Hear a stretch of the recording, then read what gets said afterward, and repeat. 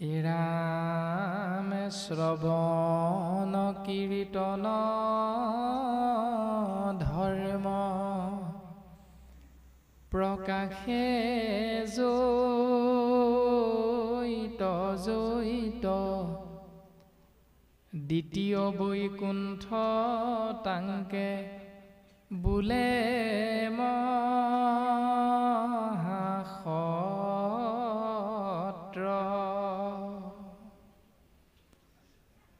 গোবিন্দ মহাপ্ৰভুৰ নিৰ্গুণ নাম একান্ত ভকতে যি স্থানত নিৰন্তৰে আশ্ৰয় কৰে শ্ৰৱণ কীৰ্তন মহাভক্তি, সেই স্থানক গুৰুজনাই আমি সমস্ত জনাকে চিনাকি কৰি দিছে। সেই স্থান হ'ল দ্বিতীয় বৈকুণ্ঠ, সেই স্থান হ'ল মহাসত্ৰ বা সেই স্থান হ'ল নামঘৰ। আৰু আজিৰে মহান জ্ঞানযজ্ঞ কল্পতৰু পুৰাণৰ সূৰ্য মহাভাগৱত গোবিন্দ মহাপ্ৰভুৰ নিৰ্গুণ নাম শ্ৰৱণ কীৰ্তন মহাভক্তি আশ্ৰয় কৰি নিজৰ লগতে অঞ্চলটিৰ সমস্ত জনা বাপ আইৰ জীৱন ধন্য কৰাৰ যি প্ৰয়াস, আৰু এই প্ৰয়াস প্ৰচেষ্টা যিজনা পৰম বৈষ্ণৱে হাতত ল'লে মহান কাৰ্যসূচী ভাগি, সেইজনা আজি অনুষ্ঠানৰ সেউকী বিতুল গগৈ বাপজনাকে মুখ্য কৰি তেৰাৰ পিতৃ মাতৃ, তেৰাৰ গৃহৰ মধ্যে থকা পুত্ৰ পৰিবাৰ সমস্ত জনা পৰম বৈষ্ণৱৰ দুখানি অভয় চৰণত আমি মূঢ়মতীয়ে ভক্তিৰ সেৱাভাগী অৰ্পণা কৰা হৈছে। যি মহান অনুষ্ঠান ভাগীত আমি মহামূঢ়মতীকো বাপজনাই অংশীদাৰ কৰিলে। আপোনাসৱ শ্ৰী চৈতন্যমূৰ্তি ভকত ভগৱন্তৰ চৰণ কমলত গোবিন্দ মহাপ্ৰভুৰ নিৰ্গুণ নাম মহাভক্তিৰে সেৱা ধৰাৰ সৌভাগ্যৱন্ত কৰি তুলিলে। আৰু পূব পশ্চিম উত্তৰ দক্ষিণ চাৰিও দিশৰ পৰা আহি বাপজনাৰ আমন্ত্ৰণ কৰ্মে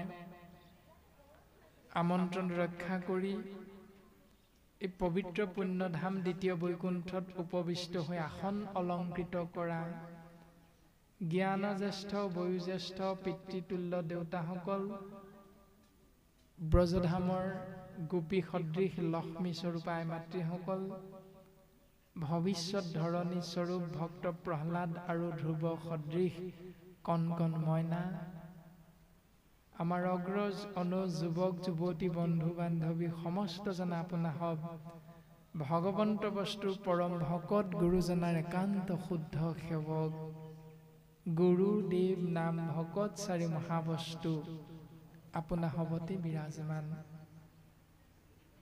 যি মহান দায়িত্ব অৰ্পণ কৰিছে আমি সিমানৰ পাত্ৰ নহয়, মাথোন আপোনাসৱ মহামহন্তৰ আজ্ঞা শিৰোগত কৰি নিৰ্দিষ্ট কৰি দিয়া আসন ভাগীত অৰ্পণ কৰা মহান দায়িত্বভাগী পালনৰ বাবে আমি আগবাঢ়িব বিচৰা হৈছে।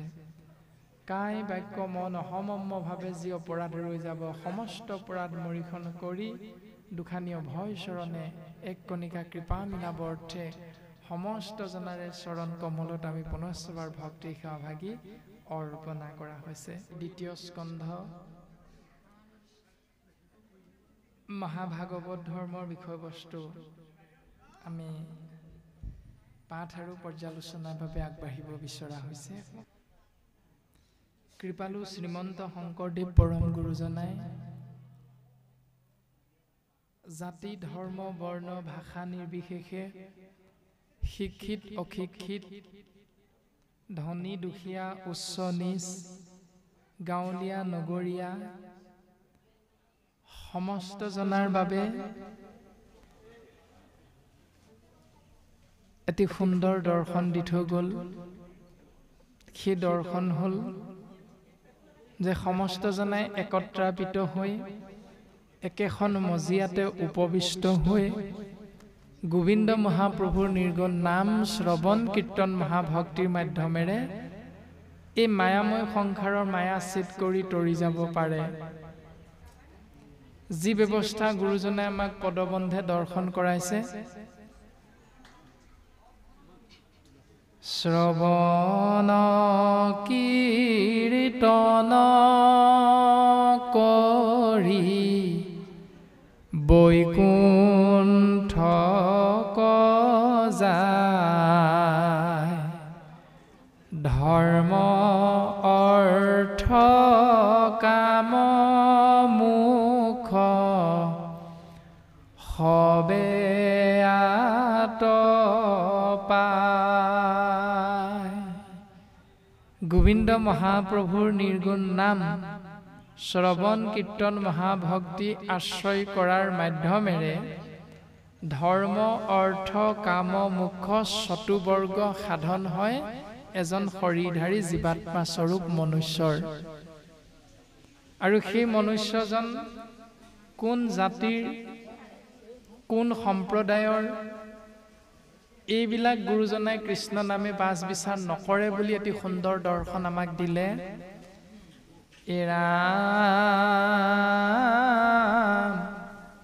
কিৰাত কছাৰী খাচী গাৰু মিৰি যবন কংক গোৱাল অসম মুলুক ধুবা যে তুৰুক কুবাচ ম্লেচ্ছ চণ্ডাল।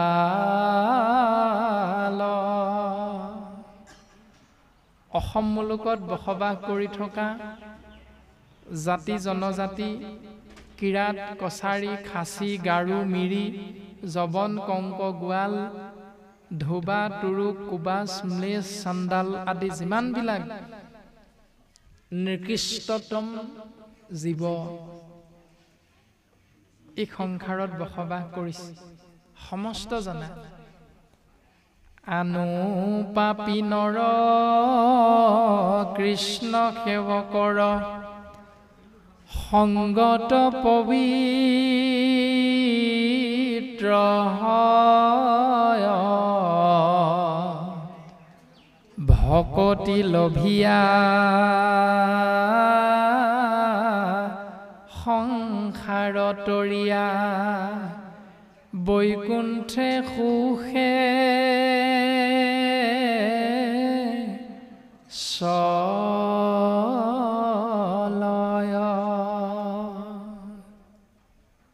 গুৰুজনাই দিয়া এক সুন্দৰ শব্দ ব্ৰহ্ম, যি শব্দ ব্ৰহ্মৰ বিপৰীত শব্দ আজিলৈকে উলিয়াব পৰা দ্বিতীয় এজন ধৰ্মগুৰুৰ জন্ম হোৱা নাই।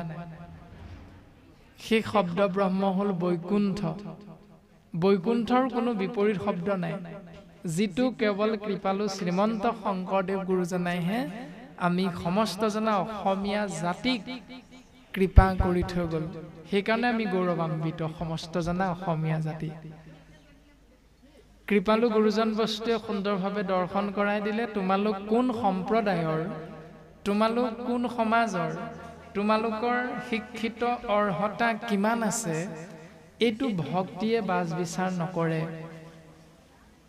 তোমালোক যিয়ে নোহোৱা কিৰাত কছাৰী খাচী গাৰো মিৰি, তোমালোক যি জাতি উপজাতিৰে নোহোৱা, যি সম্প্ৰদায়ৰে নোহোৱা কিয়, ইয়াতকৈও যদি আনু পাপী নৰ আৰু কোনো পাপী মনুষ্য আছে, তেতিয়াহ'লে তেওঁলোকো এজন একান্ত ভকতৰ সংগ যদি লাভ কৰে, তেতিয়াহ'লে কৃষ্ণ সেৱকৰ সংগত তেওঁলোক পবিত্ৰ হ'ব পাৰে। তাৰ বাহিৰে পবিত্ৰ হোৱাৰ দ্বিতীয়টা মাৰ্গ শাস্ত্ৰই আমাক আজিলৈকে দৰ্শন কৰোৱা নাই। হয়, সাম্প্ৰতিক সময়ত আপোনাভাৱে ছ'চিয়েল মিডিয়াৰ জৰিয়তে দেখা পাইছে মহাকুম্ভ মেলা প্ৰয়াগৰাজত হৈ আছে, কিন্তু সেই প্ৰয়াগৰাজ স্থানত যি ত্ৰিবেণী সংগম বুলি কোৱা হয়, গংগা যমুনা সৰস্বতী, সেই ত্ৰিবেণী সংগমত এই মহাকুম্ভৰ সময়খিনিত ৪৫ দিনীয়া যি সময়, এই সময়খিনিত যদি কোনো এজন মনুষ্যই তাত স্নান কৰি যিমান পুণ্যৰ গৰাকী হ'ব পাৰে, গুৰুজনাই শাস্ত্ৰসন্মতে অহনিশি চাৰি বেদ বিচাৰি বেকত কৰো হৰি নাম দিনক ৰাতি কৰি ৰাতিক দিন কৰি গুৰুজনে সমস্ত শাস্ত্ৰ মন্থন কৰি সুন্দৰ দৰ্শন আমাক দি থৈ গ'ল যে গো কোটি দানং গ্ৰহণেশ্ব কাশী মাগে পয়াগে যদি কল্পবাসী সুমেৰু সমান সুবৰ্ণ দানং ন তুল্যং গোবিন্দ নাম। যে এবাৰ কৃষ্ণ বুলি কোৱাৰ লগে লগে তুমি 1 কোটি ধেনু যদি ব্ৰাহ্মণক দেও দান, ব্ৰাহ্মণক যদি 1 কোটি গৰু তুমি দান দিলা, যিমান পুণ্যৰ তুমি গৰাকী হলা। 1 পষেকমান গৈ যদি সেই গংগা, গয়া, কাশী, বৃন্দাবন আদি তীৰ্থক্ষেত্ৰবিলাকত সাধু সন্ন্যাসীৰ সংগত যদি থাকি তুমি পুণ্য অৰ্জন কৰা, সুমেৰু পৰ্বতটোৰ সমান তুমি যদি সোণ কাৰোবাক দান দিয়া, যিমান পুণ্যৰ গৰাকী হবা। ন তুল্যং গোবিন্দ নামং। এবাৰ কৃষ্ণ বুলি ক'লে তোমাৰ যিমান পুণ্য হ'ব, সিমান পুণ্য সেই কৃষ্ণ নামৰ ৰেণুৰো নুহি সমান বুলি কোৱা হৈছে। অকণমানো সমান হ'ব নোৱাৰে। গতিকে আনু পাপী নৰ কৃষ্ণ সেৱকৰ সংগত পবিত্ৰ হয়, ভকতি লভিয়া সংসাৰ তৰিয়া বৈকুণ্ঠে সুখে চলয়। আমি আহিছো যিহেতু আমি যত জীৱ তোমাৰেহে অংশ, তুমিহে পালিয়া ফুৰা হুয়া অন্তৰ্যামী। সেই অন্তৰ্যামী ভগৱন্ত কৃষ্ণ পৰমাত্মা, আমি তোমাৰ অংশ বিশেষ সন্তান স্বৰূপ জীৱ আত্মা। তুমি যিহেতু বৈকুণ্ঠত থাকা, তুমি যিহেতু জীৱাত্মাৰ পিতৃ মাতৃ সমস্ত তুমি, গতিকে আমিও সন্তানবিলাক তোমাৰ অংশ হিচাপে আমাৰো স্বস্থান স্বধাম হ'ল বৈকুণ্ঠ। কিন্তু আমি তোমাৰ দ্বাৰা সৃষ্টি এই লীলাভূমি মৰ্ত্যধামত বিশ্ব ব্ৰহ্মাণ্ডত আমি খন্তেকৰ জিৰণিৰ বাবেহে এই স্থানত আহিছো। গতিকে আমি পুনৰ গুচি যাব লাগিব, ঘূৰি যাব লাগিব স্বধাম বৈকুণ্ঠলে। সেইকাৰণে বৈকুণ্ঠলে ঘূৰি যোৱাৰ একমাত্ৰ পথটো হ'ল ভকতি লভিয়া সংসাৰ তৰিয়া বৈকুণ্ঠে সুখে চলয়। যদি বৈকুণ্ঠ প্ৰাপ্তিৰ ইচ্ছা হয়, এইটো ইচ্ছা আচলতে নহয়, যিহেতু আমি বৈকুণ্ঠৰে সম্পত্তি আমি জীৱাত্মাবিলাক। গতিকে আমি যাব লাগিব বৈকুণ্ঠলৈকে। সেইকাৰণে একমাত্ৰ উত্তম উপায়টো কৃপালু শ্ৰীমন্ত শংকৰদেৱ গুৰুজনে আমাক দৰ্শন দিলে কেৱল ভকতি, শ্ৰৱণ, কীৰ্তন, গোবিন্দ মহাপ্ৰভুৰ নিৰ্গুণ নাম। আৰু তাকে ভাগৱত ধৰ্ম হিচাপে গুৰুজনাই 2য় স্কন্ধত সুন্দৰভাৱে নিবন্ধিত কৰিছে। মংগলাচৰণ পদৰ জৰিয়তে ভাগৱত ধৰ্ম কথন। মংগলাচৰণ শব্দ ব্ৰহ্মৰ অৰ্থ আপোনাসবে জানে, মংগল যোগ আচৰণ সমান মংগলাচৰণ। কায় বাক্য মন এই তিনিওটাৰ লগত ভক্তি যদি আচৰণটো যোগ কৰি থওঁ, তেতিয়াহ'লে আমাৰ মংগল নিশ্চিত। যদি কায় বাক্য মনৰ পৰা আমি ভক্তি বিয়োগ কৰি ৰাখো, তেতিয়াহ'লে অমংগল নিশ্চিত। আৰু তাৰ বাবে গুৰুজনে আমাক সিদ্ধান্ত দিলে, জয় জয় কৃষ্ণ যাৰ স্মৰণ মংগল, জাগ যোগাদিৰো হৰি নাম মহাফল,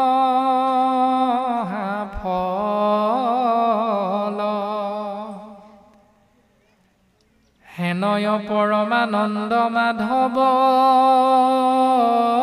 কনিতে,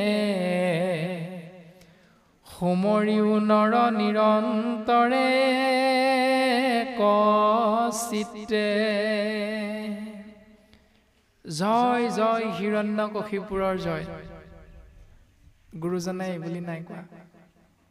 আমাৰ ভাওনাবিলাকতো আপোনালোকে দেখিছেই, যেতিয়া দেৱতা অসুৰৰ যুদ্ধ হ'ব, তাৰ প্ৰাক মুহূৰ্তত নিজৰ নিজৰ ৰজাৰ জয় জয়কাৰ ঘোষণা কৰে সৈন্য সামন্তবিলাকে।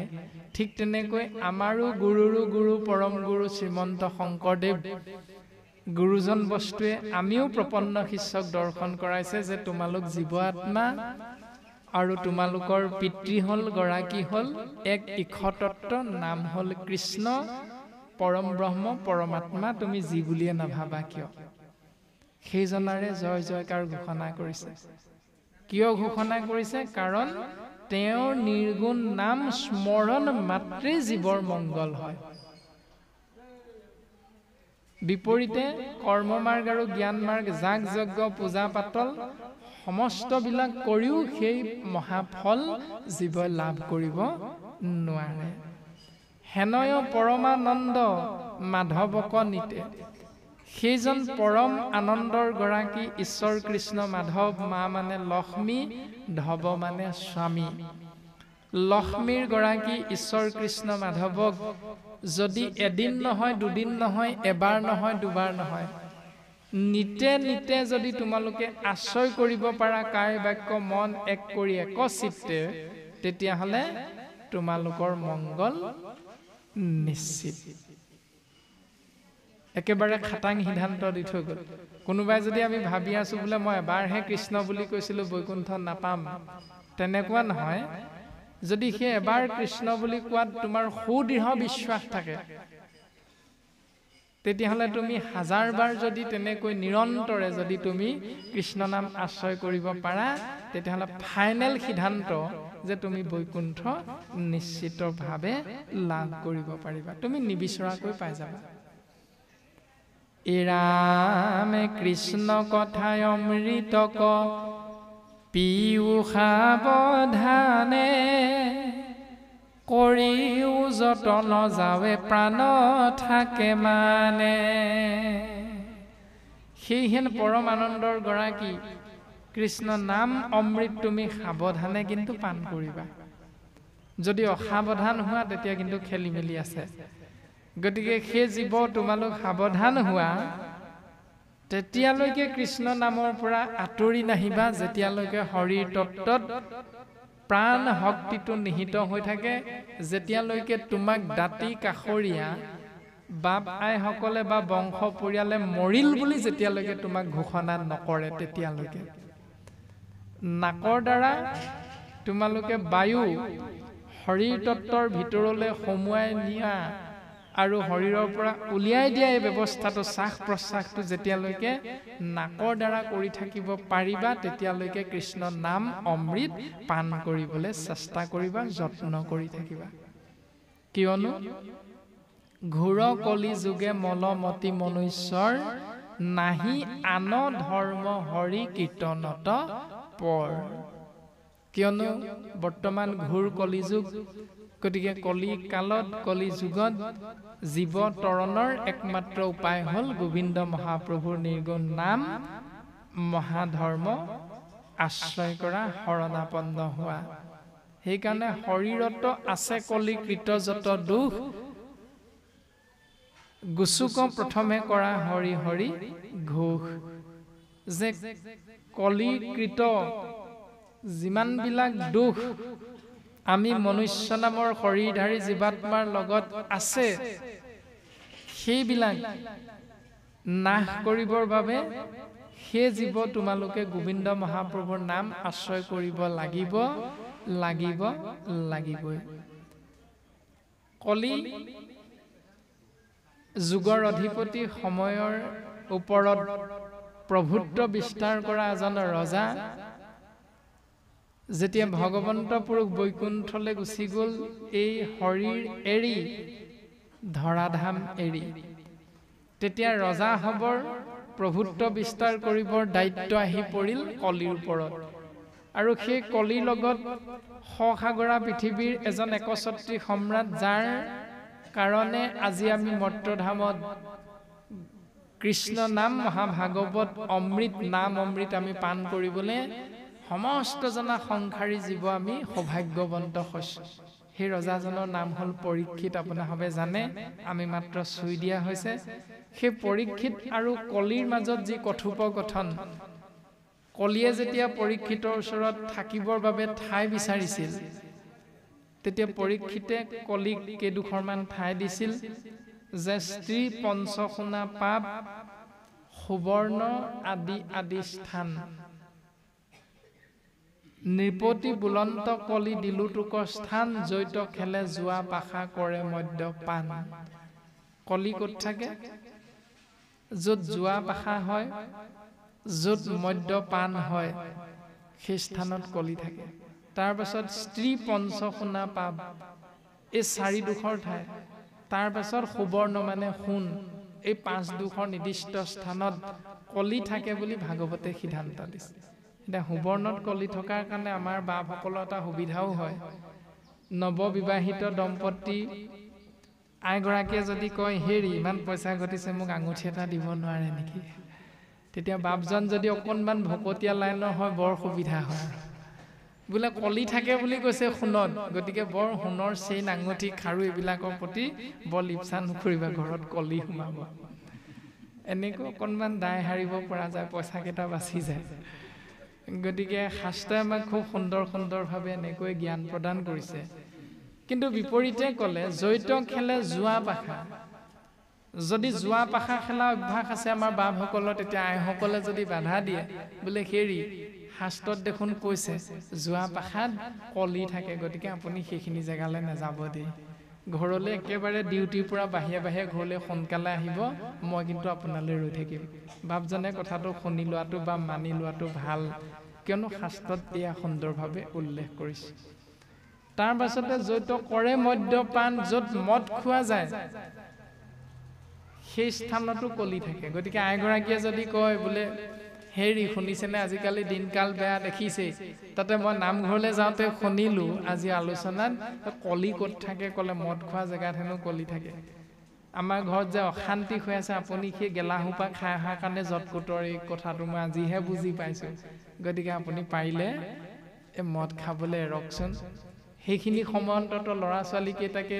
পঢ়ুৱাবলৈ চেষ্টা অকণমান কৰিবচোন ময়ো ভাত পানী ৰন্ধা আদি বিভিন্ন কামত ব্যস্ত হ'ব লগা হয় গতিকে ল'ৰা ছোৱালীকেইটাক অকণমান সময় দিব সেই সময়খিনিতে এনেকৈ যদি আমি চিন্তা কৰোঁ শাস্ত্ৰই কৈছে যে শৰীৰত আছে কলিকৃত যত দোষ এনেকুৱা কলি থকা স্থানৰ উপস্থিত হোৱা ব্যৱস্থাখিনি আমাৰ যদি কোনো বাপ আইৰ লগত আছে তেতিয়াহ'লে আমি সেইখিনি দুখৰ পৰা পৰিত্ৰাণ পাবৰ বাবে প্ৰথমে আমি ঈশ্বৰৰ নামৰ মাধ্যমেৰে নিজক আগবঢ়াবলৈ চেষ্টা কৰিব লাগিব তাৰ বাহিৰে যাগ যজ্ঞ পূজা পাতল দান দক্ষিণা আপুনি মই যিয়ে নিদিওঁ কিয় কলিকৃত দুখৰ পৰা পৰিত্ৰাণ পাব পৰা নাযাব কেৱল এটাই উপায় কৃষ্ণ নাম ভকতৰ সংগ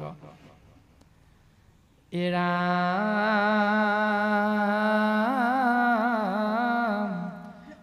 কৃষ্ণৰ চৰণে কৰি অশেষ প্ৰণতি ঐশ্বতৰ কিংকৰ সংগে কৰণী গদতি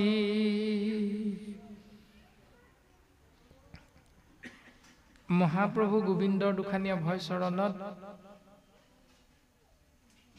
সেৱাভাগী নিবেদন কৰি দাসৰো দাস কিংকৰৰো কিংকৰ বুলি নিজকে প্ৰতিষ্ঠা কৰোৱাই কৃপালু গুৰুজনাই তেওঁৰে নিৰ্গুণ নাম জীৱতৰণৰ একমাত্ৰ উপায় শ্ৰৱণ কীৰ্তন মহাভক্তি বাংময় মূৰ্তি হিচাপে প্ৰকাশ কৰিছে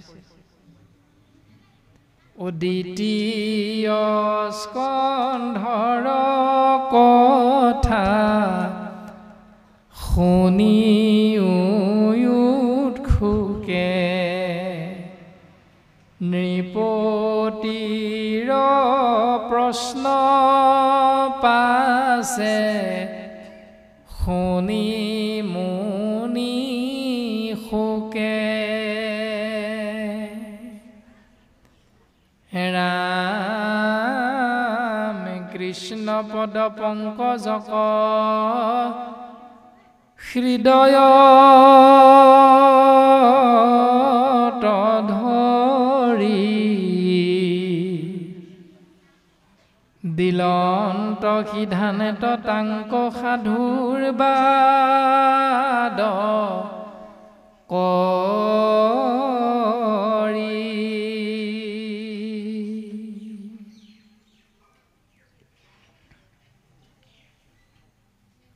পৰীক্ষিত ৰাজাই এটা প্ৰশ্ন কৰিছে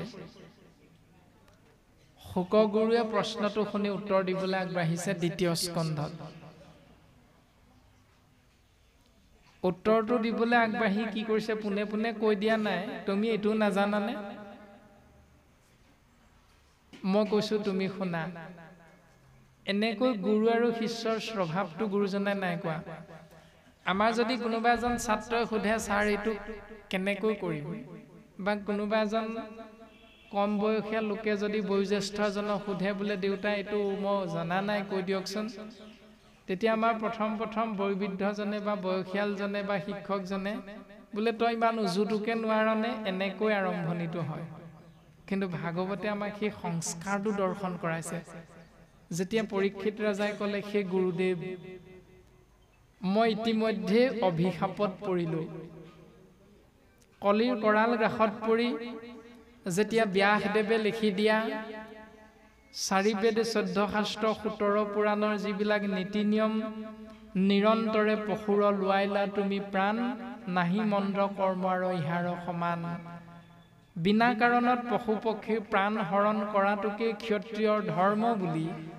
যাৰ যেন জাতি ধৰ্ম দিলা পৰিচ্ছেদ সেই নিয়মটো বুজি বিনা কাৰণত মৃগয়া কৰিবলৈ মই গুচি গলো ক্ষত্ৰিয়ৰ ধৰ্ম পালন কৰি আৰু সেই মৃগয়া কৰিবলৈ গৈ মৃগৰ পাছে পাছে ঘূৰি ফুৰোতে পিয়াহত অন্থকণ্ঠ শুকাই গ'ল ভোকাতুৰ হলো ভোক পিয়াহত আতুৰ হৈ মই শ্ৰমিক মুনিৰ আশ্ৰমত উপস্থিত হওঁতে শ্ৰমিক মুনিক যেতিয়া মই পানী বিচাৰিছিলোঁ তেতিয়া ধ্যানমগ্ন শ্ৰমিক মুনিয়ে মোক উত্তৰ নিদিয়াৰ বাবে মই ক্ৰোধান্বিত হৈ মুনিক ওচৰতে পৰি থকাতে মৃত সৰ্প কণ্ঠত গলত মই পিন্ধাই দিলোঁ আৰু তাতেই ক্ষুণ্ণ হৈ তেওঁৰ পুত্ৰ শৃংগী মুনিয়ে মোক অভিশাপ দিলে যে 7 দিন 7 ৰাতিৰ অন্তত মোৰ মৃত্যু হ'ব তক্ষকৰূপী কাল সৰ্পৰ দংশনত গতিকে মুনিবৰ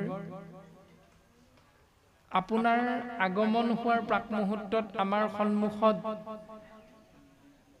পৰীক্ষিত ৰাজাই গুৰুৰ আগত প্ৰকাশ কৰিছে এটি প্ৰশ্ন যে আপুনি যে আমাৰ গৃহত আমাৰ ৰাজ্যত উপস্থিত হ'ল তাৰ প্ৰাক মুহূৰ্তত পূব পশ্চিম উত্তৰ দক্ষিণ চাৰিও দিশৰ পৰা বিভিন্নজন ত্ৰিকালদৰ্শী ঋষিমুনি আহিছে আমাৰ কাষলৈ তেওঁলোককো আমি এই প্ৰশ্নটো কৰিছো যে এজন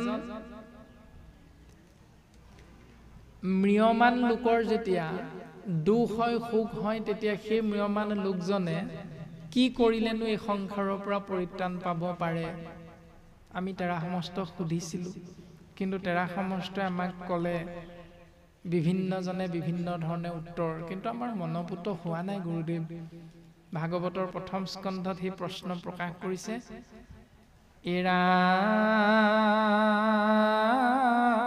সাক্ষাতে তুমৰা মূৰ্তি মন্তবেদ গণ ভৈলায়াসী মূৰ উপকাৰে উপশন হে ঋষিমুনিসকল তোমালোকৰ উপস্থিতি আৰু আমাৰ দৰ্শন তোমালোক সাক্ষাৎ বেদ স্বৰূপ বেদজ্ঞ শাস্ত্ৰজ্ঞ যিহেতু অতীত বৰ্তমান ভৱিষ্যতৰ বিষয়ে তোমালোকৰ জ্ঞান আছে গতিকে আমাৰ দৃষ্টিত তোমালোক সাক্ষাৎ বেদ গতিকে আমি জানিব বিচাৰিছোঁ আমিতো বুজি পাইছোঁ যে মোৰ এই অভিশাপৰ পৰা পৰিত্ৰাণ দিবৰ উপায়টো তোমালোকে মোৰ ওচৰলৈ লৈ আহিছা যে মই কি কৰিলে পৰিত্ৰাণ পাম তথাপিতো মই তোমালোকক সুধিব বিচাৰিছোঁ যে তোমাত পশু কোন মহাধৰ্ম কহিউক লোকৰ কৰ্তব্য কোন কৰ্ম যে মহাভাগৱত ধৰ্ম কৰ্তব্য কৰ্ম কোনবিলাক আশ্ৰয় কৰিলে কেনেকৈ কৰিলে জীৱই এই মায়া সংসাৰৰ পৰা পৰিত্ৰাণ পাব পাৰিব তেতিয়া ঋষিমুনিসকলে ক'লে এৰাম শুনি মুনি সবে বোলে যাৰ যেনমতি কেহু বোলৈ তপতে পৰম পাই গতি কেইজনমান ঋষিমুনিয়ে থিয় হৈ ক'লে বোলে ৰজা জীৱ মায়া সংসাৰৰ পৰা পৰিত্ৰাণ পাবলৈ কৰ্ম এটাই সেইটো হ'ল তপস্যা তাৰ পাছত কেহু বুলৈ মহাসিদ্ধি সাধে যজ্ঞ দানে কেহু বুলৈ পৰম মুকুতি তীৰ্থ স্নানে। আকৌ কোনো ঋষিমুনি থিয় হৈ ক'লে বোলে ৰাজন তপস্যা কৰিলে গতি পাবা, কিন্তু মহাযজ্ঞ কৰিলেও তুমি গতি পাবা, তুমি দান দিলেও গতি লাভ কৰিব পাৰিবা, তুমি তীৰ্থক্ষেত্ৰ ভ্ৰমণ কৰি তাত স্নান কৰিলেও গতি লাভ কৰিব পাৰিবা। এনেকৈ উপস্থিত থকা ঋষিমুনিসকলৰ বিভিন্নজনে ৰজাৰ প্ৰশ্নটোৰ উত্তৰ বিভিন্ন ধৰণে প্ৰকাশ কৰিলে। এতিয়া এই উত্তৰখিনি শুনি পৰীক্ষিত ৰাজাৰ কি হ'ল? হবে হন্তে কহে আপোনাৰ নানা মত হেন শুনি ষষ্ঠ নুহে ৰাজাৰ মনত। এতিয়া পৰীক্ষিত কেনেকুৱা মানুহ আপোনাৰ সবে জানে, সৰ্বজানন্তা মহামহন্ত। পৰীক্ষিত এনে এজন পৰম বৈষ্ণৱ যিজনে মাতৃ উত্তৰাৰ গৰ্ভত থাকোঁতেই তেওঁ ভগৱন্ত বিষ্ণুৰ শংখ চক্ৰ গদা পদ্ম চাৰি অস্ত্ৰধাৰী ভগৱন্তক গৰ্ভতে দৰ্শন পাইছে। এনে এজন পৰম বৈষ্ণৱ। গতিকে আপুনি মই মাতৃ গৰ্ভতটো দূৰৰে কথা, আপুনি মই দিঠকতো দেখা পোৱা নাই। গতিকে এনে এজন পৰম বৈষ্ণৱে এইবিলাক মত কেতিয়াও মানি ল'ব নোৱাৰে। গতিকে চিন্তা কৰিছে যে এইবিলাকৰ দ্বাৰা মোৰ কেতিয়াও তৰণ নহ'ব, তে মই কি কৰিলে ভাল হ'ব চিন্তা কৰি থাকোঁতেই কি হ'ল? সৌভাগ্যৱন্ত হ'ল তেৰাৰ গৃহত আহি, সেই স্থানত আহি মহামুনি শুকগুৰুৰ আগমন হ'ল। তেতিয়া শুকগুৰুকো সেই প্ৰশ্নটো কৰিছে যে সেই গুৰুদেৱ, তুমি যে আমাৰ গৃহত আহি উপস্থিত হলা, গতিকে মই পৰম ধন্য হলো। গতিকে তোমাৰ চৰণতো আমি এভাগি প্ৰশ্ন আগবঢ়াব বিচাৰিছো, তুমি আমাক কৃপা কৰা গুৰুদেৱ। এৰা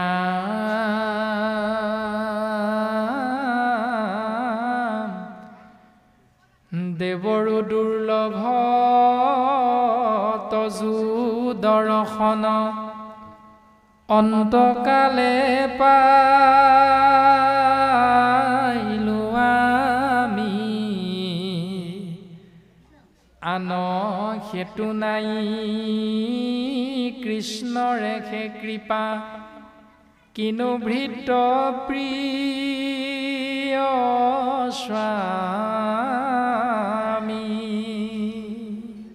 হে গুৰুদেৱ, তোমাক দৰ্শন পোৱাটো, তোমাৰ কৃপা লাভ কৰাটো দেৱৰো দুৰ্লভ, দেৱতায়ো নাপায় তোমাৰ কৃপা। গতিকে তেনেহেন দেৱতায়ো দৰ্শন নোপোৱা তোমাক আজি আমি গৃহতে থাকিয়া দেখিলো তজু চৰণ। আমি গৃহত থাকিয়ে তোমাৰ চৰণ দৰ্শন পাই গলো। মোৰ যে কি সৌভাগ্য গুৰুদেৱ। কিন্তু মোৰ সৌভাগ্য বুলি ক'বলৈ যোৱাৰ আগত পৰীক্ষিতে কি বুলি কৈছে? আন হেতু নাই কৃষ্ণৰ একে কৃপা, কিনো ভৃত্য প্ৰিয় স্বামী। মই হলো কৃষ্ণৰ দাস আৰু কৃষ্ণ হল আমাৰ গৰাকী। গতিকে মই হেন দাস ভৃত্যৰ প্ৰতি মোৰ স্বামী কৃষ্ণদেৱৰ কৃপা আন হেতু নাই। হেতু মানে কাৰণ। তুমি আমাৰ গৃহত আহি উপস্থিত হলা, তাৰ বেলেগ কাৰণ একো নাই।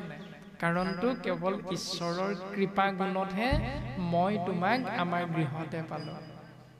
এতিয়া আমাৰ গৃহলৈ যদি এজন ভকত আহে, আজি যদি বিতুল বাপজনাৰ গৃহত হাজাৰ হাজাৰ ভকতৰ উপস্থিতি হৈছে, তেতিয়া বিতুল বাপজনাই যদি দুদিনমানৰ মূৰত কয়, কোনো এজন বাপে যদি কয়, হেৰা গগৈ বাপ বৰ সুন্দৰ অনুষ্ঠান পাতিলা, এই তোমাৰ গৃহত ইমান ভকতৰ সমাগম হ'ল, তে সেউকী বাপজনাই যদি কয় বোলে আহিবতোন, ময়োতো কম কষ্ট কৰা নাই ভকতৰ ভাৱে, তেতিয়াহ'লে এইটো শাস্ত্ৰ দৰ্শন নহয়।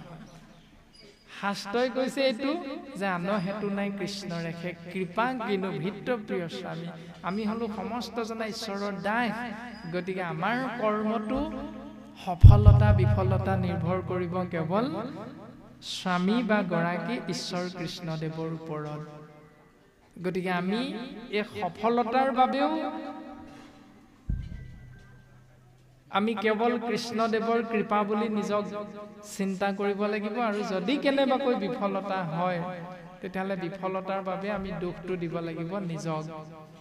এটা আমাৰ খেলি মেলিটো হৈ থাকে এইখিনি যে সফলতাৰ মাপকাঠিডাল লৈ আহোঁ নিজৰ বাবে যে মোৰ কাৰণেহে কৰ্মটো সফল হ'ল কিন্তু যেতিয়া কৰ্মটো বিফল হ'ব কিনো ক'বা ঈশ্বৰে কৰালে ঈশ্বৰক আমি দুখটো দিওঁ সফল গৌৰৱটো নিজে লওঁ কিন্তু শাস্ত্ৰই কৈছে গৌৰৱটো ঈশ্বৰক দিয়া দুখটো তুমি লোৱা কাৰণ কৰ্মটো আমিহে কৰোঁ ঈশ্বৰে নকৰে নহয় কিন্তু ফলটো ঈশ্বৰেহে দিব গতিকে আমাৰ অধিকাৰটো কৰ্মতহে সেইকাৰণে কৰ্মত খেলি মেলি হ'লে ভুলটো আমাৰ তাৰ কাৰণে ঈশ্বৰ জগৰীয়া নহয় কৰ্মটো যদি শুদ্ধ হয় ফলটো ঈশ্বৰে দিব সেইকাৰণে গৌৰৱটো আমি ঈশ্বৰক অৰ্পণ কৰিব লাগে কিন্তু বিপৰীতে আমি কৰি থাকোঁ তেনে ধৰণে কিন্তু পৰম বৈষ্ণৱ হোৱা বাবে পৰীক্ষিত ৰাজাই সিদ্ধান্ত দি থৈ গ'ল যে আনৰ হেতু নাই কৃষ্ণ ৰেখে কৃপা কিনো ভৃত্য প্ৰিয় স্বামী মোৰ বেলেগ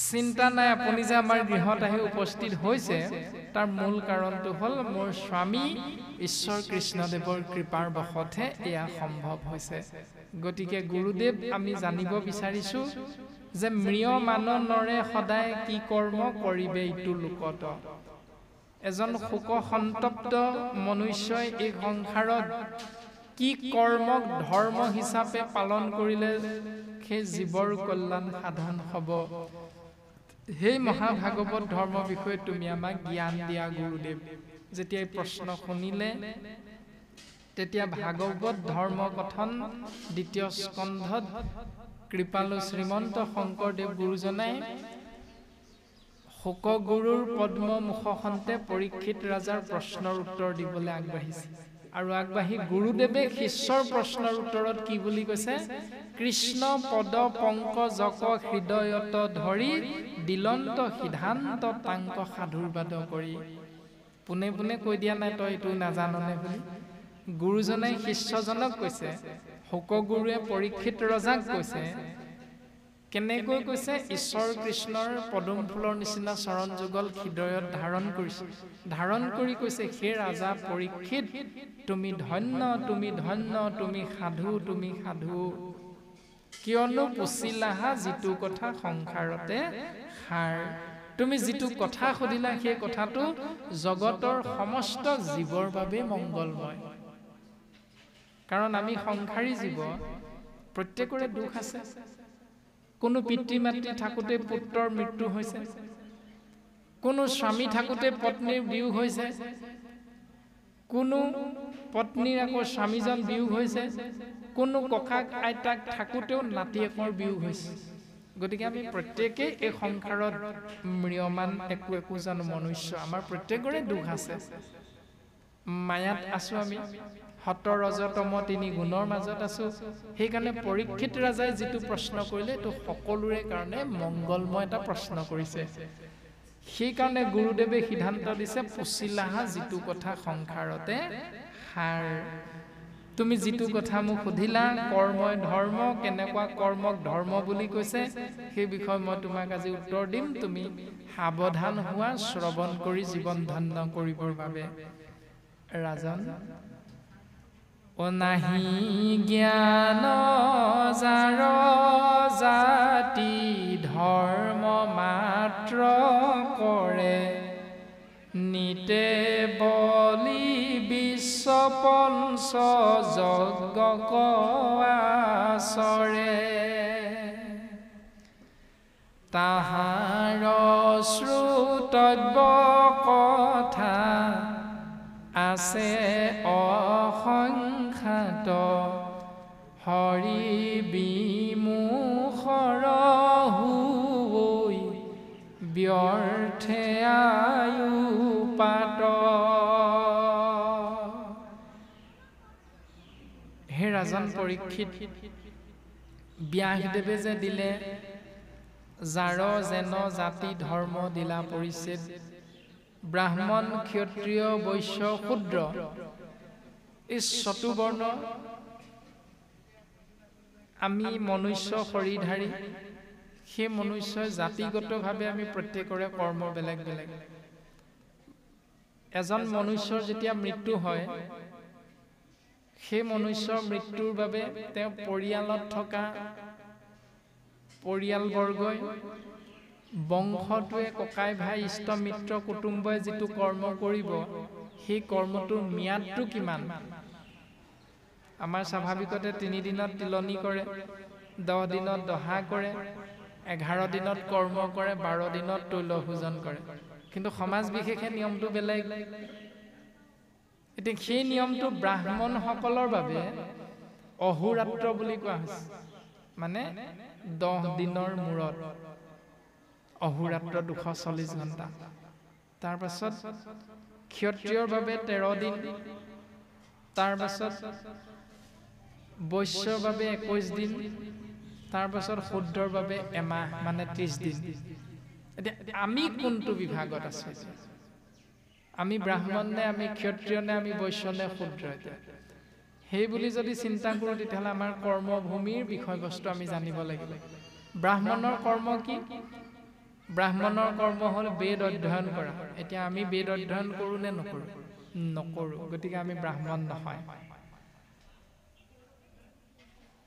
তাৰ পাছতে ক্ষত্ৰিয়ৰ ধৰ্ম হ'ল যুদ্ধ বিগ্ৰহ কৰা এতিয়া আমি যুদ্ধ বিগ্ৰহ কৰিবলৈ আমিতো নাযাওঁ যুদ্ধ বিগ্ৰহ কৰা এটা নিৰ্দিষ্ট চৰকাৰৰ নিৰ্দেশত এটা পদ আছে এটা বিভাগ আছে সেই বিভাগটোত আমি এতিয়ালৈকে কৰ্মৰত হ'ব পৰা নাই সেইকাৰণে আমি ক্ষত্ৰিয় নহয় তাৰ পাছতে বৈশ্যৰ হ'ল বেপাৰ বাণিজ্য কৰা শুদ্ধৰ হ'ল খেতি বাতি কৰা তে আমি কোনটো বিভাগত আছো এতিয়া আমাৰ কৰ্ম কোনটো এতিয়া আমি জীৱিকা নিৰ্বাহ কৰা এই সংসাৰত আমাৰ কৰ্ম কোনটো স্বাভাৱিকতে আমি খেতিয়ক বুলি কৈ ভাল পাওঁ আমি খেতিয়ক কোনোবাই বোলে নহয় মই খেতি বাতি নকৰো আধিলে দি দিওঁ মোৰ দোকানখনেই সকলো আৰু ব্যৱসায় বাণিজ্য তেওঁ উপাধি কি এইটো ডাঙৰ কথা নহয় তেওঁ কৰ্মটো কি সেইটোহে শাস্ত্ৰই গুৰুত্ব দিছে প্ৰমাণ হিচাপে ভাগৱতে সিদ্ধান্ত দিছে হিৰণ্যকশিপুৰ হিৰণ্যাক্ষ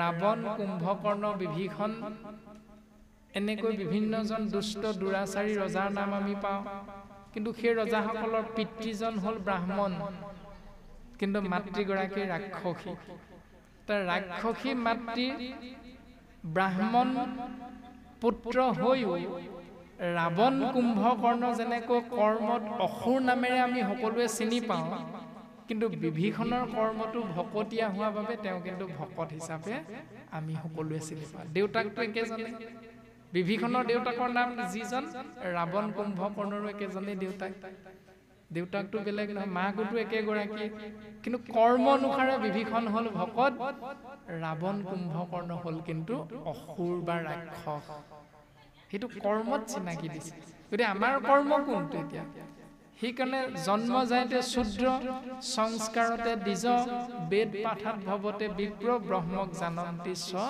ব্ৰাহ্মণ এতিয়া আপোনাৰ মোৰ কৰ্ম যিটো সেইটো অনুসাৰে আপুনি মই সেই মৃতকৰ অৰ্থে কৰ্মটো কৰিম এতিয়া শাস্ত্ৰই কৈছে নাহি জ্ঞান যাৰ জ্ঞান নাই এনেকুৱা বিষয়বস্তুখিনিৰ ওপৰত জাতি ধৰ্ম মাত্ৰ কৰে মই ক্ষত্ৰিয় মই বৈশ্য মই শূদ্ৰ মই ব্ৰাহ্মণ কাৰণ মোৰ উপাধি মহন্ত গোস্বামী মোৰ উপাধি পাঠক গতিকে মই মহন্ত কুলত জন্ম মই এইটো কৰ্মহে কৰিম সেইটো নহয় তেওঁ যদি কৰ্মত চাণ্ডাল জন্মগতভাৱে ব্ৰাহ্মণ কিন্তু কৰ্মত তেওঁ চাণ্ডাল গতিকে তেওঁ কৰ্ম কোনটো হ'ব এতিয়া শাস্ত্ৰই সিদ্ধান্ত দিছে যে 5টা ধাৰ জন্ম হওঁতে লাগি আহে যি 5টা ধাৰৰ পৰা মুক্ত হ'বলৈ পঞ্চযজ্ঞ কৰিব লগা হয় নিতে এতিয়া সেই 5টা ধাৰ হ'ল দেৱঋণ দেৱ ঋষি ভূত পিতৃ কুটুম্ব জনৰ উপজিলে তাসম্বাৰ ঋণী হোৱে নৰ মানে আমাৰ উপাধিটো পাছতহে হৈছে পিতৃ মাতৃৰ উপাধি যি যদি মাতৃৰ উপাধি নায়ক যদি পিতৃৰ উপাধি গগৈ তেতিয়াহ'লে সন্তানে কোনটো উপাধি পাব এতিয়া দেউতাকৰ উপাধি মাকৰ উপাধিটো কলৈ যাব মাকৰ কোনো গুৰুত্ব নাই নেকি উপাধিৰ কাৰণে কাৰণ আমাৰ সমাজৰ ভুল চিন্তাটো সেইখিনিতে উপাধিৰ পাছত আমি লাগি জাতিবিলাক বিচাৰ কৰি ফুৰো শাস্ত্ৰই সেইটো কথা নাই কোৱা আধ্যাত্মিক দৰ্শন আমি জানিবলৈ চেষ্টা কৰিব লাগিব শাস্ত্ৰই সিদ্ধান্ত দিছে যে জন্ম হোৱা মাত্ৰকে এটি জীৱই 5টা ধাৰ লাগি আহে। দেৱ ঋষি ভূত পিতৃ কুটুম্বজনৰ উপজিলে তাসম্বাৰ ঋণী হুৱে নৰ। জন্ম হোৱা মাত্ৰকে 5টা ধাৰ প্ৰত্যেকৰে লাগি আছে। আপোনাৰ মোৰ উপাধি কি দৰকাৰ নাই, আপুনি মই কোন সমাজৰ দৰকাৰ নাই। প্ৰত্যেকজন ব্যক্তি বাপ আই সেই 5টা ধাৰত আমি পোত খাই আহিছোঁ। গতিকে 5টা ধাৰৰ পৰা মুক্ত হ'বলৈ পঞ্চযজ্ঞ কৰিব লাগিব। সি পঞ্চযজ্ঞ পঞ্চশুনা পাপৰ কথা প্ৰকাশ কৰিছে। সিদ্ধান্ত দিছে এনেধৰণে, হোমে দেৱ ঋণ খোজে তৰ্পণে ঋষিৰ, বলিদানে ভূত শ্ৰাদ্ধ আদিয়ে পিতৃৰ। হোম যজ্ঞ যে কৰে আমাৰ বিবাহ সময়ত, সন্তানৰ বিবাহৰ সময়ত হোম যজ্ঞ কৰা দেখিছে। সেই হোম যজ্ঞ ব্যৱস্থাটোৰ জৰিয়তে দেৱতাৰ লগত যি ঋণ লাগি আহিছিল সেই ঋণটো মুক্ত হ'ব পাৰে। বৈবাহিক জীৱন সুসময় কৰিবৰ বাবে হোম যজ্ঞৰ মাধ্যমেৰে। শাস্ত্ৰই কৈছে প্ৰথম চিন্তা। তাৰ পাছতে তৰ্পণ প্ৰক্ৰিয়াৰে ঋষি ঋণৰ পৰা মুক্ত হ'ব পাৰি। তাৰ পাছতে বলিদান প্ৰক্ৰিয়াৰ জৰিয়তে ভূতৰ ঋণৰ পৰা মুক্ত হ'ব পাৰি। তাৰ পাছতে পোষ্য ঋণ বা কুটুম্ব ঋণ বুলি কোৱা হৈছে। তাৰ আগতে পিতৃ ঋণ বুলি কোৱা হৈছে। পিতৃ মাতৃ আমাক জন্ম দিছে, গতিকে পিতৃ মাতৃ যদি পৰলোকগামী হয় তেতিয়া তেওঁলোকৰ অৰ্থে আমি কি কৰিম? শ্ৰাদ্ধ কৰিম। সেইকাৰণে কৈছে শ্ৰাদ্ধ আদিয়ে পিতৃৰ। পিতৃ মাতৃৰ ধাৰৰ পৰা মুক্ত হ'বলৈ আমি শ্ৰাদ্ধ কৰ্ম কৰিব লাগিব। তাৰ পাছত ক'লে সমভাৱে সুহৃদ জনৰ খোজে ঋণ। এই যে ইকুলা সিকুলাকৈ আমি বৰদেউতা বৰমা খুৰী খুৰা আদিৰ ইকুলা সিকুলাকে উঠি আমি যে একলা দুকলাকৈ ডাঙৰ হ'লো, সেই যে ধাৰবিলাক আমাৰ কোনে মাৰিব এতিয়া? সেই ধাৰবিলাক মাৰিবৰ কাৰণে শাস্ত্ৰই কৈছে সমভাৱে সুহৃদ জনৰ খোজে ঋণ। সমভাৱ অৰ্থাৎ বৰদেউতা হিচাপে যিটো সন্মান দিব লাগে ভতিজাকে আমি সেইটো সন্মান দিব লাগিব। যদি বৰদেউতাকক মাজে সময়ে আমি তই কি জান বুলি উভতি ধৰোঁ, আমাৰ এটা নিয়ম থাকেই মনুষ্যৰ ধৰ্ম। এতিয়া খুৰাকক আমি উভতি ধৰি গালি পাৰোঁ, মোৰ দেউতাক এনেকৈ কলি বুলি। এই যে যিবিলাক আমি অপৰাধ কৰোঁ সেইবিলাকৰ পৰা মুক্ত হ'বলৈ সমভাৱে অৰ্থাৎ কাৰো লগত হাই কাজিয়া নকৰি সত্য শৌচ ক্ষমা দয়াৰ মাধ্যমেৰে আমি পৰিয়ালটো সুখেৰে বসবাস কৰাৰ উপায়টো হ'ল সেইটো। কিন্তু সিদ্ধান্ত দিছে সমভাৱে সুহৃদ জনৰ খোজে ঋণ। এনেকৈ 5টা ঋণৰ পৰা মুক্ত হ'বলৈ 5টা যজ্ঞ নিতৌ কৰি থাকিলেও এহিভাৱে ঋণী সদা ভকতি বিহীন। এনেকৈ প্ৰত্যেকজন ব্যক্তি ঋণী হৈয়ে থাকিব লগা হয় জীৱনভৰ, যিসকল ভকতিৰ আশ্ৰয় নকৰে, যিসকলে এক ঈশ্বৰৰ শৰণ গ্ৰহণ নকৰে। তেওঁলোকে যিমান যি কৰ্ম নকৰক সদায় তেওঁলোকে ঋণতেই পোত খাই থাকিব লগা হয়। কামখিনি কৰিব পাৰে কিন্তু ঋণৰ পৰা মুক্ত হ'ব নোৱাৰে। সেইকাৰণে শাস্ত্ৰ আমাক সিদ্ধান্ত দিছে পঞ্চযজ্ঞ নকৰাকৈ তুমি সুন্দৰভাৱে মুক্ত হৈ থাকিব পাৰিবা। কেনেকৈ? এৰামে কায় বাক্য মন কৰি নিশ্চয়ে যিজন মুকুন্দৰ চৰণত পখিল শৰণ। কাই মানে হৰিৰ বাক্য মন, এই তিনিওটা এক কৰি যিজনে মুকুন্দ গোবিন্দ মহাপ্ৰভু কৃষ্ণদেৱৰ দুখানি অভয় চৰণত নাম বস্তুত শৰণ গ্ৰহণ কৰি সেই নিয়মটো সদায় পালন কৰিব ভাগৱত ধৰ্ম, তেওঁ বাকী 5টা যজ্ঞ নকৰাকৈ মুক্ত হৈ থাকিব পাৰে। এহিভাৱে ঋণী সদা ভকতি বিহীন বিপৰীতে কায় বাক্য মন কৰি নিশ্চয় যিজন মুকুন্দৰ চৰণত পখিল শৰণ, সেইজনে নকৰিও ঋণী আৰু নহি সিটোজন তাৰ ঋণ খোজা হবে গৈল সমস্তৰ যে নকৰাকৈ তেওঁ 5টা কৰ্ম এটাও নকৰাকৈ তেওঁ ঋণৰ পৰা অনায়াসে মুক্ত হৈ থাকিব পাৰে এইটো ভাগৱত ধৰ্মৰ মূল দৰ্শন কাৰণ আন ধৰ্মে তন্ত্ৰে মন্ত্ৰে বহু ছিদ্ৰ হয় ভাগৱত ধৰ্মে জানা হিসব নহয় এতিয়া ভাগৱত ধৰ্ম আপোনাৰ হবে অকণমান আগতে আমাক বহুৱাই থৈ প্ৰসাদ মুঠি খালে দেউৰী বিলনীয়াই মুখৰ আগে আগে দি গ'ল প্ৰসাদ মুঠি কৃষ্ণদেৱৰ অগ্ৰত অৰ্পণ কৰা কিয় আমাক বহুৱাৰ আগত দেখোন আমাকো দি ল'ব পাৰিলে বোলে গগৈ বাব আপুনিও প্ৰসাদকণ লৈ লওক তাৰপৰা ভাগৱতৰ আসনত বহিব একেবাৰে অনুষ্ঠান ভাগ চলাই দিব আমাক বহুৱাই লৈ আপোনালোকক দিলে আপোনালোকে খালে আমি চাই থাকিলোঁ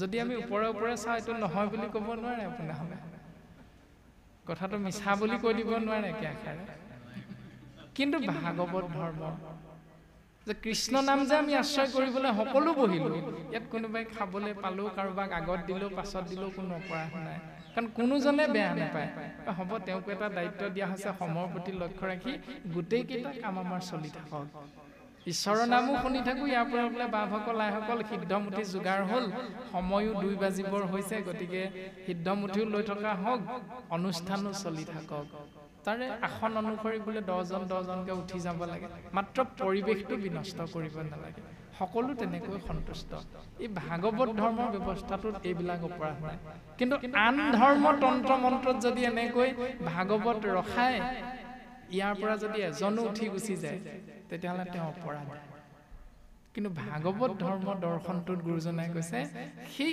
অপৰাধবিলাক ইয়াত নাই এনেকৈ আমাক প্ৰথম গুৰুজনাই ৰজা পৰীক্ষিতৰ আগত প্ৰকাশ কৰিলে যে যিসকলৰ এনেকুৱা জ্ঞান শাস্ত্ৰসন্মতে নাই যি জাতিয়ে কেৱল ধৰ্ম মাত্ৰে কথাখিনি কৰিব বিচাৰে যে আমাৰ জাতিটো আমি ক্ষত্ৰিয় জাতি এনেকৈ ভাবিলে আমি ব্ৰাহ্মণ সম্প্ৰদায় বুলি ভাবিলে গতিকে আমি আৰু এইটো কৰিমগৈ নে নকৰোঁ এনেকৈ কিছুমান চিন্তাৰ কথা কোৱা হৈছে গতিকে এটাই ফাইনেল সিদ্ধান্ত দিলে ও দিন ভইলে ধন কুটুম বৰ চিন্তা কৰে নিদ্ৰা স্ত্ৰী আলাপনে ৰাত্ৰি আয়ু হৰে মিছা বিষয়ক মাত্ৰ কৰৈ অভিলাষ সি হেতু নেদেখৈ নৰে আপোন বিনাশ এতিয়া আমি প্ৰত্যেকে দুটা কথা কওঁ এটা হ'ল মই তোতকে ডাঙৰ স্বাভাৱিক চিন্তা একেবাৰে সহজ সৰল বাক্য বোলে তোমাতকৈ মই ডাঙৰ কিমান বছৰ হ'লনো আপোনাৰ বোলে মোৰ 52 বছৰ হ'ল বোলে তোমাৰ মোৰ ভাগৰ 32 বছৰ হৈছে তোমাতকৈ মই বহুত ডাঙৰ কিন্তু শাস্ত্ৰই কৈছে মনুষ্যৰ আয়ুহত বৰিষ সংখ্যাত মানুহৰ আয়ুষটো কলিযুগত 100 বছৰ এতিয়া 100ৰ পৰা যদি 52টো বিয়োগ কৰা যায় তেতিয়া থাকিবা 48 বছৰ তাৰমানে তেওঁ মৰিবলৈ 48 বছৰ আছে যদি আমি নিৰ্দিষ্টকৈ ধৰি লওঁ 100 বছৰত মৰিব বুলি তেতিয়া সেই সিদ্ধান্তটো হ'ব 52 বছৰীয়া মানুহজনে মৰিবলৈ 48 বছৰ আছে কিন্তু 32 বছৰীয়া মানুহজন মৰিবলৈ কিমান বছৰ আছে 100 পৰা 32 বিয়োগ কৰি দিলে কিমান পাম এতিয়া উত্তৰটো এটা ডাঙৰ কোনজন প্ৰকৃততে বয়সত ডাঙৰ এতিয়া কোনজন 52 বছৰজন সোনকালে মৰিব 32 বছৰজন বেছি দিন জীয়াই থাকিব মানে যেনিয়ে নাচাওক ওলোটাই উভতাই উত্তৰটো কিন্তু একেটাই মানে কোনো কাৰো কাৰণে ডাঙৰ নহয় সকলোৰে আয়ুষটো 100 বছৰে সেইখিনি চিন্তা আমাৰ হয় সেই চিন্তাখিনি কৰি কি কৰোঁ যে দিন ভইলে ধন কুটুম বৰ চিন্তা কৰে দিন মানে ৰাতিপুৱা সূৰ্যটো ওলোৱাৰ লগে লগে চকুকেইটা বিচনাৰ পৰা মেলাৰ লগে লগে আমি যেতিয়া নামি আহোঁ বিচনাৰ পৰা তেতিয়া এটাই চিন্তা ল'ৰা ছোৱালীকেইটাক কেনেকৈ ভাল কাপোৰ এসাঁজ পিন্ধাবলৈ 2 টকা পইচা উপাৰ্জন কৰিব পাৰোঁ কিন্তু ল'ৰা ছোৱালীকেইটাই আকৌ চিন্তা নকৰে কেনেকৈ ৰাতিপুৱা দেউতাৰ পৰা 10 টকা নি শিখৰৰ পেকেট এটা লৈ চাৰিআলিত মানে আড্ডা দিব পাৰোঁ হাত দুখন চবকে দিছে কৰি খাবলৈ দিছে কৰি খাব লাগে কেনেকৈ দেউতাৰ ওপৰত নিৰ্ভৰ কৰি দেউতাৰ দৰমহা পোৱা টকাকেইটাই কেনেকৈ আজাদিত চলি থাকিব পাৰোঁ ল'ৰাটোৱে যদি তেনেকৈ চিন্তা কৰে ৩৫ বছৰত ধৰি দি আৰু ৬০ বছৰীয়া দেউতাকজনে যদি চিন্তা কৰে কেনেকৈ মই দৰমহাটো পাই ল'ৰাটোক ভাল কাপোৰ এসাঁজ পিন্ধাও, দুইটাই মিছা বিষয় বুলি কৈছে। এটাও সঁচা নহয়। যদি তাৰ বিপৰীতে চিন্তা কৰিলেহেঁতেন দেউতাকজনে বোলে দৰমহাটো মই পৰহিলেতো পামেই, গতিকে দৰমহাটো পোৱাৰ লগে লগে ৰাতিলৈ মই কৃষ্ণ নাম কীৰ্তনেই হওক, নামঘোষাই হওক, ভাগৱতেই হওক ১ অধ্যায়মান মই পাঠ কৰাব লাগিব, ভকত ৫জনমান মই আজিয়ে মাতি থৈ আহোঁ, যিহেতু মই পৰহিলে দৰমহাটো পামেই। আৰু ল'ৰাহঁতকো অন্ততঃ মই সেই দিনটোত ভকতক কেনেকৈ সেৱা কৰিব লাগে, ঘোষা এজোকা প্ৰাৰ্থনা এজোকা গাই ভকতৰ আগত মূৰ দোৱা ব্যৱস্থাটো মই ল'ৰাটোকো শিকাব পাৰিম। এইটো কিন্তু কোনো পিতৃ মাতৃৰ মনলৈ নাহে। এবছৰ মূৰত দেউতা যে মৰিল সেই দিনটোলৈ ৰৈ থাকে। দেউতা মৰিল কৰ্মময়, ব্যস্তনো নহয় কোন এইখন পৃথিৱীত, কাৰ সময় আছে এইখন পৃথিৱীত? প্ৰত্যেকজন ব্যক্তিয়ে কৰ্মব্যস্ত, কোনো কাৰো কাৰণে ৰৈ নাথাকে। মাত্ৰ আমাৰ চিন্তাখিনি ক'ৰবাত নহয় ক'ৰবাত শাস্ত্ৰৰ লগত মিলা নাই, কেনা লাগি আছে। প্ৰত্যেক দৰমহাটোতে আমি সেইটো কাম কৰিব পাৰোঁ। হয়, ৫০০জন ভকতক নিমন্ত্ৰণ কৰি আপোনাৰ মোৰ জেগাৰ অভাৱ, স্থানৰ অভাৱ, সেইটো কৰিব নোৱাৰোঁ, কিন্তু প্ৰত্যেক দিনাই আপুনি মই অন্ততঃ একাপ লাল চাহ, বিস্কুটৰ পেকেট এটা, এখন তামোল খুৱাইও আমি ৫জন ১০জন ভকতক লগ লাগি গৃহলৈ নিমন্ত্ৰণ কৰি আমি শাস্ত্ৰ ১ অধ্যায় ১ ঘণ্টা পঢ়িব পাৰোঁ। তাৰ মাধ্যমেৰে ল'ৰাকেইটাকো আমি শিকাব পাৰোঁ। অন্ততঃ প্ৰত্যেক দিনাই নোৱাৰিলেও শনিবাৰৰ দিনটোত আমি সন্তান দুটিক লৈ নামঘৰত গৈ আমি শাস্ত্ৰ পাঠ আৰু আলোচনা কৰিব পাৰোঁ, ভকতৰ সেৱা, যিটো সত্য বুলি শাস্ত্ৰই কৈছে। কিন্তু বাকী যিবিলাকৰ পাছত দিনে ৰাতিয়ে দৌৰি ফুৰিছোঁ, দিন ভৰিলে ধন কুটুম্বৰ চিন্তা কৰে, কেনেকৈ ধন ঘটিম, কেনেকৈ মই ২মহল বনাম, ৩মহল বনাম, এই সকলোখিনি নিদ্ৰা স্ত্ৰী আলাপনে ৰাতি আয়ুসৰে কেনেকৈ ৰাতি হোৱাৰ লগে লগে পত্নীৰ লগত সহবাস কৰি পালে পালে ল'ৰা ছোৱালী জন্ম দিম, মিছা বিষয় অকল মাত্ৰ পৰয় অভিলাষ, এইটোৱে হ'ল মিছা বিষয়। আৰু মিছা বিষয়ৰ প্ৰতি যিজন আকৰ্ষিত অতিশয়, সেই বিষয়টোৰ প্ৰতিহে আকৃষ্ট হয়। সিহেতু নেদেখৈ নৰে আপোনৰ বিনাশ, সেইকাৰণে মনুষ্যই নিজৰ বিনাশটো দেখা নাপায়। আপুনি মই যে দুখ পাওঁ কাৰণটো কি? সেইটোৱে বোলে দেউতাৰ কি হ'ল, হঠাতে পেৰালাইচিছ হৈ গ'লগে, আৰু দেউতাৰ কি হ'ল বোলে হাৰ্ট এটেক হৈ মৰিলে। শাস্ত্ৰ ভাগৱতৰ মাধ্যমেৰে যদি সদায় এইটো আমি পৰ্যালোচনা কৰি থাকোঁ, তেতিয়াহ'লে কোন কাৰ পিতৃ, কোন কাৰ মাতৃ, কোন কাৰ সন্তান, এইটো আমি উপলব্ধি কৰিব পাৰিম। আৰু তেতিয়া হাৰ্ট এটেক হৈ কোনোবা এজন পিতৃ যদি পৰলোকগামী হয়, তেতিয়া সেই দুখটোৱে আপোনাক মোক ক্ৰিয়া কৰিব নোৱাৰে। গ'লগৈ আৰু আমিও এদিন যামগৈ, এই ভাৱনাটো আপুনি আহি যাব। মানে তেওঁৰ কাৰণে আপোনাৰ মোৰ কোনো দুখ নালাগে, আমিও এদিন মৰিম, এদিন আগ এদিন পাছ। গতিকে যি ধন ঘটিছোঁ তেজক পানী কৰি সাৰক মাটি কৰি, এই ধন কিন্তু আপুনি মই যিমান ঘটিলেও এই সংসাৰলৈ কোনেও এটকাও লৈ অহা নাই আহোঁতে, আৰু যাওঁতেও কোনো এটকাও লৈও যাব নোৱাৰোঁ। এইটোৱে সত্য। গতিকে এই সত্যটো আমি এসপ্তাহৰ মূৰে মূৰে অনুধাৱন কৰি থাকিব পাৰিম। শাস্ত্ৰৰ মাধ্যমেৰে যদি জীৱনটো আগবঢ়াই নিওঁ, তাৰ কাৰণে ঢেৰ ধন টকা পইচা নালাগে, মাত্ৰ মনটোৰ ওপৰত নিৰ্ভৰ কৰে আপুনি মই কেনেকৈ জীৱনটো আগবঢ়াই নিবৰ বাবে শাস্ত্ৰই আমাক উপদেশ দিছে। তাৰ পাছত পৰীক্ষিতৰ আগত শোকগুৰুৱে উপদেশ দিছে, সেই ৰাজন তুমি শুনা, অ হেন জানি যাৰ ইচ্ছা মুখ সৰ্বথা, পৰীক্ষিত তেবে শুনিও কৃষ্ণ কথা। সেই ৰাজন পৰীক্ষিত, শাস্ত্ৰই কাকো বাধ্য কৰোৱা নাই, কৃষ্ণ কথা শুনিবই লাগিব, শুন এই বুলি নাই কোৱা। গুৰুজন বস্তুৱেও কোনো লাঠি এডাল লৈ দাবী ধমকি দিয়া নাই আমাক যে তহঁতি এইটো কৰিবই লাগিব, মাত্ৰ উপদেশটো দিলে। হেন জানি, ওপৰত কৈ অহা এই নিয়মটোৰ বিষয়ে জানি বুজি লৈ, যাৰ ইচ্ছা, যিজনে ইচ্ছা কৰে, মুখ্যক সৰ্বথা, সদায় মুকলি হৈ থাকিবলৈ যিজনে ইচ্ছা কৰে, পৰীক্ষিত তেবে শুনি উক কৃষ্ণ কথা, তেতিয়া কিন্তু তেওঁ শুনিব লাগিব কেৱল কৃষ্ণ কথা। এতিয়া আজি বিতুল বাপৰ আমন্ত্ৰণ ক্ৰমে আমি যিসকল বাপ ইয়ালৈ আহিছোঁ, আমিতো সৰ্বপ্ৰথমে কোৱাই হৈছে যে দেহাটো অকণমান অসুস্থ, তথাপিতো আমি আহিলোঁ কিয়নো এয়া ঈশ্বৰৰ ইচ্ছা। তেওঁৰ ইচ্ছাতহে হ'ব। আমি নিজে আহিম বুলি, নিজে কৰিম বুলি, নিজে নাযাওঁ বুলি, নিজে নকৰোঁ বুলি কোনো আমি ক'ব নোৱাৰোঁ। কেৱল তেওঁৰ ইচ্ছা হ'ব লাগিব। গতিকে ঈশ্বৰ পৰমাত্মা কৃষ্ণদেৱৰ ইচ্ছাত আমি আপোনাসৱৰ মাজত আহি উপস্থিত হ'লোঁ। আপোনাসৱেও গৃহৰ পৰা 5 কিলোমিটাৰ 3 কিলোমিটাৰ, আমাৰতো এজন বাপ কাজিৰঙাৰ পৰা আহিছে, গতিকে তেওঁ আহিছে যথেষ্ট দূৰৰ পৰা। এই যে আমি বিভিন্ন স্থানৰ পৰা আহি ইয়াত উপস্থিত হ'লোঁ, আমাৰ এজনো কাম নাই নেকি বাৰু? আইসকলৰ কাঁহী বাতি ধোৱা, কাপোৰ ধোৱা, এইবিলাক কাম নাই নেকি আজিৰ দিনটোত? কৃষ্ণ।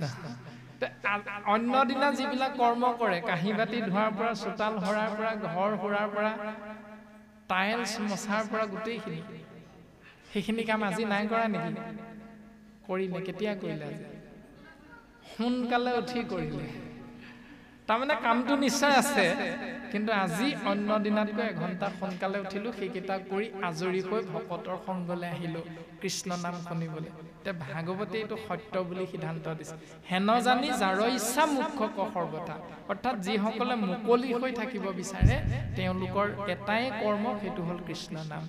আজি যেনেকৈ কৃষ্ণ নাম আশ্ৰয় কৰি মুকলি হ'বৰ বাবে এঘণ্টা আগতীয়াকৈ উঠি গোটেইকেইটা কাম কৰি আমি আজৰি হৈ থাকিলোঁ, প্ৰত্যেক দিনাই সেই নিয়মটো যদি পালন কৰি নিমন্ত্ৰণ ৰক্ষা কৰি ঈশ্বৰৰ নাম আশ্ৰয় কৰিবলৈ যাওঁ, বা নিমন্ত্ৰণ নথকা দিনা গাঁৱৰ 5 গৰাকী আই লগ লাগি বোলে সেই আজি ক'তো নিমন্ত্ৰণ নাই, বোলা নামঘৰতে বহোঁ, নহ'লে কি কৰিবা দিনটো?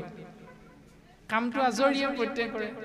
সেইটো হ'ল মুক্ত হৈ থকাৰ ব্যৱস্থাটো, যে কৃষ্ণ নামেহে জীৱক মুকলি কৰি থাকে, কৃষ্ণ নামেহে জীৱক গতি দিব পাৰে। ঠিক তেনেকৈ বাপসকলেও যদি আমি ভাবোঁ বোলে দিনটো কি কৰিবা, ইঘৰত গৈ তামোল এখন খুৱাই, সিঘৰত গৈ জুতি বুদ্ধি লগাই কথা পাতি থকা, এইবিলাকৰ বিপৰীতে যদি প্ৰাথমিকৰ বাপ আই 2-এজনে মিলি বোলে আমি হেৰা ব'লা নামঘৰতে বহোগৈ, নামঘৰটো বহুত দিন নামঘৰীয়া বাপেনো কি কৰিছে, এই মিঠাতেলনো ক'ৰ পৰা জ্বলাইছে, চাকি মিঠাতেল দি দি বোলে কথাখিনিৰো বুজ লৈ আহোঁ, সাজটো 1 অধ্যায় চাম ব'লা। এনেকৈ যদি আজৰি পোৱা কেইজনে যদি যায়, সেয়াও তেওঁলোকৰ মুকলি হৈ থকা ব্যৱস্থা। এনেকৈ সকলোকে বাধ্য কৰোৱাই নাই, যাৰ ইচ্ছা মুখ্য ক সৰ্বথা। যাৰ এনেকৈ জীৱন কটালে ঈশ্বৰৰ কৃপা হয় বুলি শাস্ত্ৰই সিদ্ধান্ত দিছে, তেওঁলোকে সেই নাম আশ্ৰয় কৰিব পাৰে। বাকী সকলেও পাৰে, কিন্তু মনৰ ওপৰত কথা। গতিকে ৰাজন পৰীক্ষিত, তুমি মনত ৰাখিবা, এই ৰামে দিবে চিত্ত কৃষ্ণ গুণ, নাম কীৰ্তনত, কৃষ্ণ ৰেখে পাদ পদ্ম স্মৰিবে মনত। মুক্ত হৈ থকাৰ উপায়টো হ'ল কৃষ্ণ কথা, কৃষ্ণ গুণ নাম কীৰ্তন কৰা, শ্ৰৱণ কৰা, কৃষ্ণ ৰেখে পাদ পদ্ম, পদুম ফুলৰ নিচিনা চৰণ যুগল সদা সৰ্বথা মনত ভাবি থকা। কাৰণ নাৰায়ণ স্মৰণেখে পৰম মংগল, এহি মানে জীৱনৰ জন্মৰ সামফল। এতিয়া জীৱৰ জন্মৰ সফলতাটো হ'ল নাৰায়ণৰ নামত শৰণ গ্ৰহণ কৰা। এতিয়া আমি শৰণ ল'লোঁ নে নাই, এতিয়া নিজে নিজেহে বুজি পাম। যদি আমি শৰণ লৈছোঁ, তেতিয়াহ'লে আমাৰ জীৱনৰ সফলতাৰ মাপকাঠিডাল মুকলি হৈছে আৰু খোল খাইছে। যদি আমি শৰণ লোৱা নাই ঈশ্বৰৰ নামত, তেতিয়াহ'লে আমাৰ সফলতাৰ মাপকাঠি এই কোনোবা এদিনা সফল হৈছোঁ কৰ্মত, কোনোবা এদিনা বিফল হৈছোঁ। আমি যে ভাবি থাকোঁ কেলেনো ঘৰখনত ইমান অসূয়া অপায় অমংগল হৈ থাকে, উত্তৰটো উলিয়াব নোৱাৰোঁ। তাৰ উত্তৰটো ভাগৱতে আমাক দিছে, যে নাৰায়ণ স্মৰণেখে পৰম মংগল, এহি মানে জীৱনৰ জন্মৰ সামফল। এটি জীৱৰ জন্মৰ সফলতা হ'ল গোবিন্দ মহাপ্ৰভুৰ নামত শৰণ গ্ৰহণ কৰা।